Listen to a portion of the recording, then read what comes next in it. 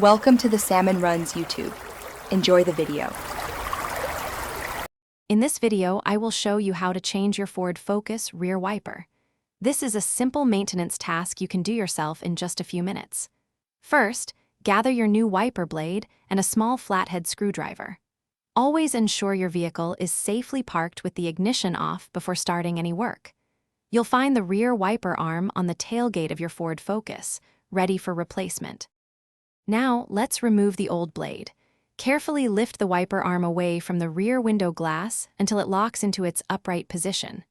Next, locate the small tab on the wiper blade connector where it attaches to the arm. Press this tab firmly to release the locking mechanism. With the tab pressed, slide the old wiper blade downwards and off the arm. It should come off quite easily. Installing your new wiper blade is just as straightforward. Take your new blade and align its connector with the hook-shaped end of the wiper arm. Slide the new blade upwards onto the arm until you hear a distinct click, indicating it's securely locked in place. Double-check that it feels firm.